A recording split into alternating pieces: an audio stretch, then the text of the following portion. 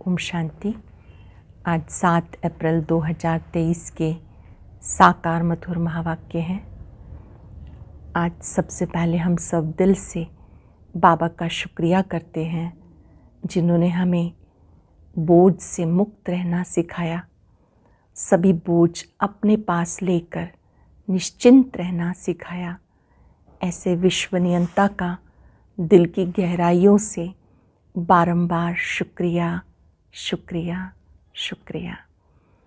आज की मधुर मुरली में बाबा ने बच्चों को डबल अहिंसक बनाया। डबल अहिंसक अर्थात मन वचन कर्म से कभी किसी को दुख नहीं देना, वाणी से भी दुख नहीं देना, मन से भी दुख नहीं देना है। ऐसे बच्चे जो सदा सबको सुख देते हैं वो सत्युगी राज्य में श्रेष्ठ पद प्राप्त करते हैं। अब तक हम महिमा गाते थे, माता ओ माता तू है सबकी भाग्य विधाता। ऐसे महिमा लायक बनाने वाले शिव बाबा हैं।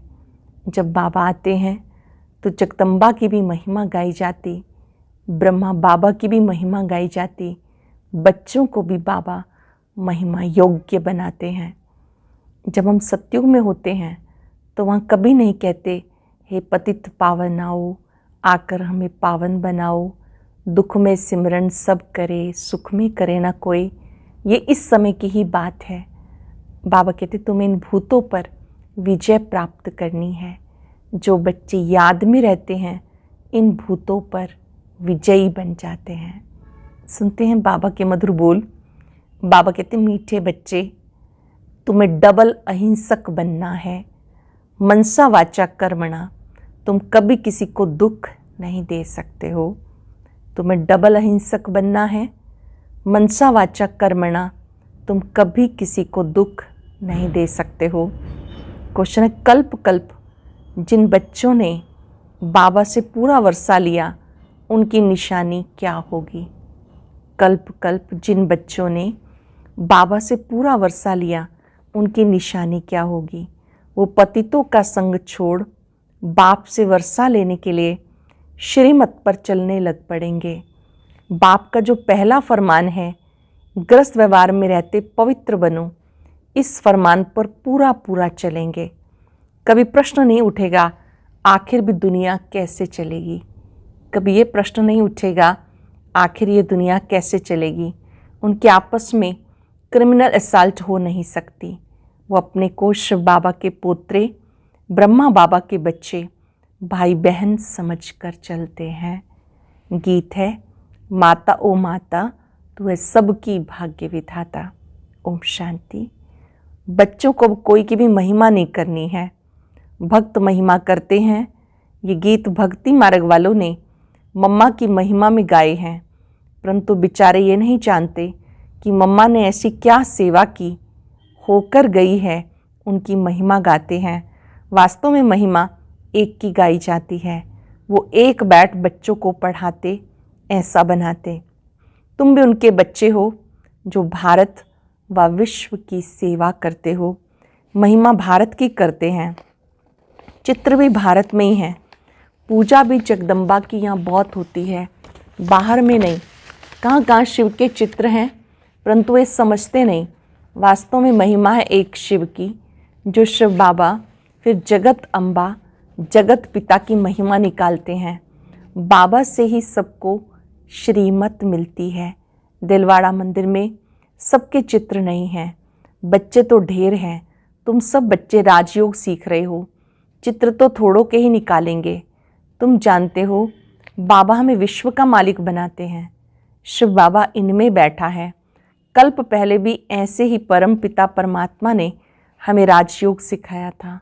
अब प्रैक्टिकल बुद्धि से लगता है, जब दूसरे सुनते हैं तो कोई कहते बिल्कुल ठीक बात है, कोई कहते हम कैसे माने। एक जैसे सब नहीं है। जब कोई नए आते हैं तो प्रश्न पूछा जाता, गॉड फादर का नाम कभी सुना? कभी भगवान का नाम सुना? ऐसा कोई मनुष्य नहीं होगा जो कहे कि हम गॉड फादर को याद नहीं करते, क्योंकि अभी सब दुखी हैं, इसलिए परमात्मा को याद जरूर करते हैं। सत्युग में कभी कोई ऐसा नहीं कहेंगे कि पतित पावन आओ, दुख में सिमरन सब करते हैं, सुख में सिमरे ना कोई, दुख में सिमरन किसका करते हैं? एक का। भले सिमरन करते हैं परंतु जानते नहीं, सिर्फ महिमा करते हैं। यहाँ तो है सारी धर्म की बात। गाया जाता रिलीजन इज माइट। कौन से रिलीजन में माइट है? सभी रिलीजन में तो इतनी माइट नहीं है। बाबा आकर एक देवी देवता धर्म की स्थापना करते हैं। बाबा को कहा जाता आलमाइटी। तो जो धर्म स्थापन करते हैं उसमें भी माइट है। तुम जानते हो हम देवता धर्म वाले बनते हैं तो हमारे में कितनी माइट होती है। जब हम देवी देवता धर्म के हैं तो उन आत्माओं में कितनी माइट रहती है, शक्ति रहती है। हम बाप से राजाई लेते हैं, हम कोई हिंसा नहीं करते। सत्युग में दोनों हिंसा नहीं होती, एक काम कटारे की हिंसा, दूसरा किसी पर क्रोध करना, कुछ बुरा अक्षर कहना, ये भी बाण चलाना है। किसी को बुरे अक्षर कहना ये भी बाण चलाना है, इसको वायलेंस कहा जाता। तुम किसी को दुख नहीं दे सकते।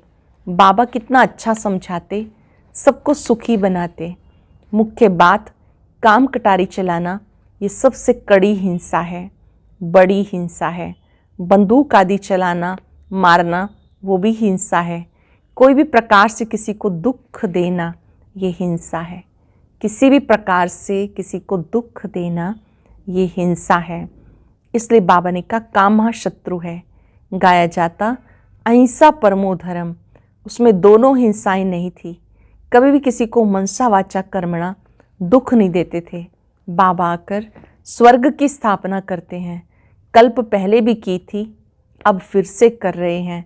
किसको मारना, पीटना, क्रोध करना सबसे छुड़ा देते हैं। बाबा सिखाते मुख्य बात है पवित्रता की। इसलिए राखी बंधन गाया हुआ है। बहनें बैठ भाइयों को राखी बांधती हैं कि काम कटारी नहीं चलानी। परंतु मनुष्य ये अर्थ नहीं समझते। तुम हो ब्रह्मा के बच्चे, शिव के पोत्रे, तो तुम भाई बहन हो गए। आपस में क्रिमिनल असॉल्ट नहीं कर सकते। ये है पवित्र बनने की युक्ति। बहन भाई कभी आपस में शादी नहीं करते। तो बाबा समझाते कल्प कल्प जिन्होंने वर्षा लिया वही श्रीमत पर चलते हैं। अदर कुमारी कुंवारी कन्या का मंदिर भी है। ग्रस्त से निकल फिर बाप के बच्चे बने तो उनको अधर कहा जाता है। घर ग्रस्त से निकल फिर बाबा के बने, श्रीमत पे चलने लगे तो उन्हें अधर कन्या कहा जाता है। जरूर होकर गए, अब फिर प्रैक्टिकल में है। ऐसे मत समझो हम पवित्र बनेंगे तो सृष्टि कैसे चलेगी। अब ये तो पतित दुनिया हो गई, अब चाहिए पावन दुनिया। पतित दुनिया तो चलती रहती, बंद नहीं होती। तो तुम्हें पतितों का संग छोड़ना पड़े। बाबा आकर विकारी दुनिया की रचना बंद कराते हैं। सतयुग से निर्विकारी दुनिया शुरू होगी। बाबा आकर बच्चों को फरमान करते हैं, फिर कोई माने या ना माने। श्रीमत भगवानुवाच। भगवान बच्चों को बैठ पढ़ाते हैं। क्या बनाएंगे? जरूर भगवान भगवती बनाएंगे। जो जैसा है ऐसा ही बनाएगा। निराकार भगवान बैठ निराकार आत्माओं को पढ़ाते हैं इस शरीर के द्वारा। ये है बाबा का लॉन्ग बूट। ब्रह्मा है शिव बाबा का लॉन्ग बूट। बाबा को शरीर तो चाहिए ना। उनकी शरीर रूपी जूती पुरानी हो गई। जब नई थी तो गोरी थी, अब काली हो गई। बाबा ने समझाया तुम इस समय श्याम हो, फिर सुंदर बनते हो। इस समय हर एक श्याम बन गया। उनको 84 जन्म लेने पड़े। श्री कृष्ण पहले सुंदर था, धीरे धीरे सुंदरता कम होती गई। श्री कृष्ण का चित्र भी है, नरक को लात मार रहे हैं, हाथ में स्वर्ग है। कहते मैं स्वर्ग में सुंदर था, नरक में श्याम हूँ तो लात मारता हूँ। श्री कृष्ण जी का चित्र है कि उनके हाथ में गोला है, नरक को लात मार रहे हैं। बाबा ने कहा जो भी सूर्यवंशी घराने के हैं वो सब सुंदर थे, सारी डायनेस्टी राज्य करती थी। अब सब काले बन गए, इसलिए श्याम सुंदर नाम चला आता। श्री कृष्ण की आत्मा ही पहले जन्म लेती। श्री कृष्ण के साथ सारी राजधानी है। सभी पुरुषार्थ कर रहे हैं फिर से गोरा बनने का। कहते काली दाह में सर्प ने डसा। ये अभी की बात है। माया सबको डसती है। माया ने सबको काला बना दिया। माया अर्थात 5 विकार, 5 विकारों ने काला बना दिया। बाबा फिर से गोरा बनाते। स्वर्ग में ऐसा होगा नहीं, वहाँ तो 21 जन्म सदा सुखी रहते हैं, वहाँ विकार नहीं होते, सदा सुखी रहते हैं। अकाली मृत्यु कभी होती नहीं। अभी दैवी राजधानी स्थापन हो रही है। बाबा आकर सबको राजभाग देते, और कोई धर्म स्थापन करने वाले राजभाग नहीं दे सकते। इब्राहिम बुद्ध आदि राजाई नहीं स्थापन करते, सिर्फ धर्म स्थापन करते हैं। फिर धर्म की वृद्धि होती है। उनको वास्तव में गुरु भी नहीं कहा जा सकता, क्योंकि गुरु करते हैं सदगति के लिए। वो तो आते हैं धर्म स्थापन करने, ना कि सदगति करने। उनके पिछाड़ी उनकी धर्म की आत्माएं नीचे उतरती हैं। तो गुरु भी वास्तव में कोई हो ना सके। सबकी सदगति करने वाला एक शिव बाबा है। उनके लिए ऐसा कभी नहीं कहेंगे कि वह जन्म लेते हैं, ये रॉन्ग हो जाता। वह अवतरित होते हैं। जन्म लेना अर्थात गर्भ में आना। मैं गर्भ से जन्म नहीं लेता हूँ, अवतार लेता हूँ, परंतु कैसे आते हैं ये कोई समझते नहीं। मैं परम धाम से आकर इस तन में प्रवेश करता हूँ। मुझे शरीर तो चाहिए ना, और चाहिए बड़ा शरीर। छोटे तन से तो बात कर ना सके। मैं अनुभवी रथ बहुत जन्मों के अंत के जन्म में वानप्रस्थ अवस्था में आता हूँ। गीता में भी है, मैं इनके जन्मों को जानता हूँ। ये अपने जन्मों को नहीं जानता था। श्री बाबा कहते मैं इनके जन्मों को जानता हूँ, ब्रह्मा के जन्मों को जानता हूँ, ये अपने जन्मों को नहीं जानता। अब तो जानते हैं, एक बार बता देता हूँ। पहले देवता था, 84 जन्म लेते लेते अंतिम जन्म में है, तब मैंने इनमें प्रवेश किया। यह है कल्याणकारी जन्म। बाबा आकर इनके द्वारा पढ़ाते हैं, तो ये माता भी हो गई। शिव बाबा ब्रह्मा तन से पढ़ाते हैं, तो ये माता भी हो गई।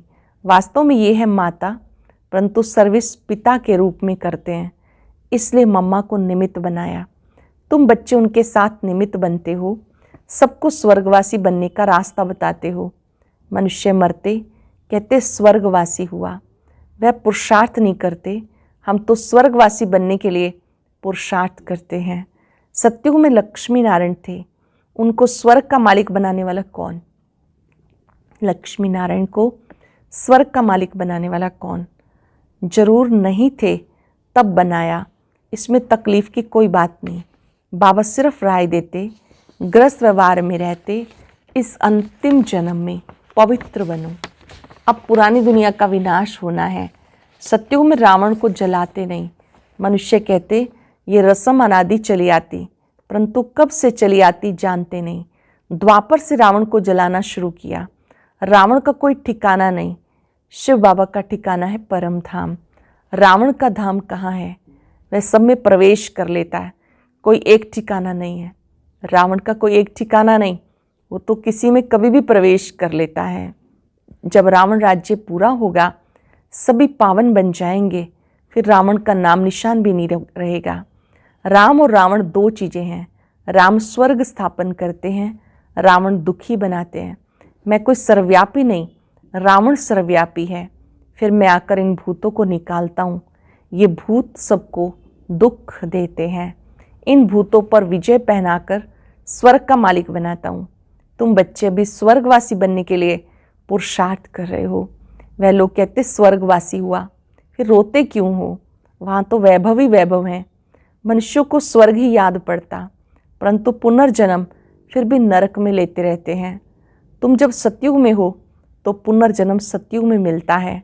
अब नरक बदल स्वर्ग आने वाला है, दुख की दुनिया बदल सुख की दुनिया आने वाली है।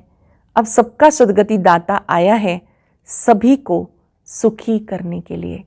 सबका सद्गति दाता आया है, सबको सुखी करने के लिए। अच्छा, मीठे मीठे सिक्के बच्चों प्रति माता पिता बाप दादा का याद प्यार गुड मॉर्निंग। रूहानी बाप की रूहानी बच्चों को नमस्ते। रूहानी बच्चों की रूहानी बाप दादा को याद प्यार नमस्ते, गुड मॉर्निंग। शुक्रिया बाबा, शुक्रिया। धारणा के लिए सार, डबल अहिंसक बन, मन वचन कर्म से कभी किसी को दुख नहीं देना है। पवित्रता की सच्ची राखी बांधनी है। पतितों का संग छोड़, एक बाप के संग पे चलना है, बाबा के फरमान पे चलना है। स्वर्ग का मालिक बनने के लिए भूतों पर विजय प्राप्त करनी है। डबल अहिंसक बन, मन वचन कर्म से किसी को दुख नहीं देना, पवित्रता की सच्ची राखी बांधनी है। पतितों का संग छोड़ एक बाप के फरमान पे चलना है। स्वर्ग का मालिक बनने के लिए भूतों पे विजय प्राप्त करनी है। वरदान है, हर कर्म का बोझ बाप पर छोड़ स्वयं ट्रस्टी बन रहने वाले डबल लाइट फरिश्ता भव। हर कर्म का बोझ बाबा पर छोड़ स्वयं ट्रस्टी बन रहने वाले डबल लाइट फरिश्ता भव। हिम्मत रखने वाले बच्चों को बाप दादा सदा ही मदद करते हैं। बच्चे श्रेष्ठ संकल्प करते हैं, बाप हाजिर हो जाते हैं।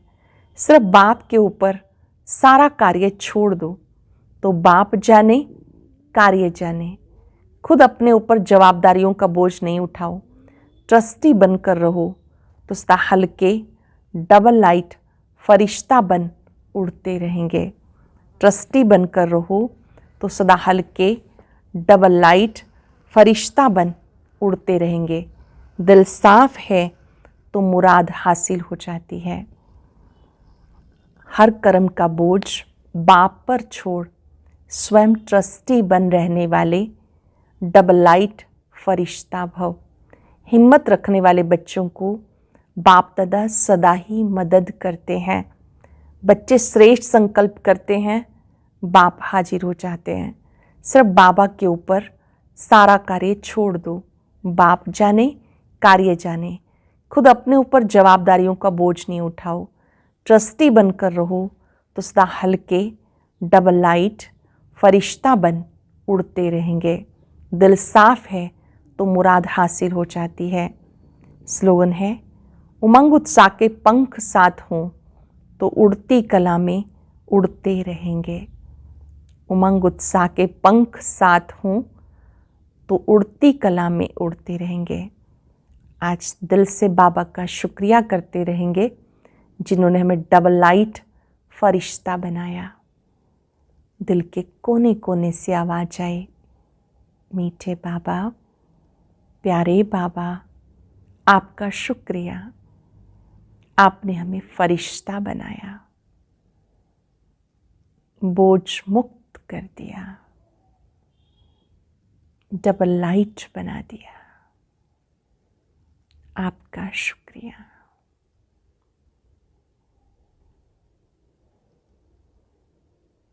संगम युग पर आपने जो सौगात दी बहुत ही सुंदर है। हर परिस्थिति में डबल लाइट रहना सिखाया, फरिश्ता बनाया। आपका शुक्रिया। बाबा की लाइट को, प्रकाश को अपने में आता अनुभव करें। शुक्रिया बाबा, शुक्रिया। और अब सुनते हैं आज का अव्यक्त ज्ञान मोती।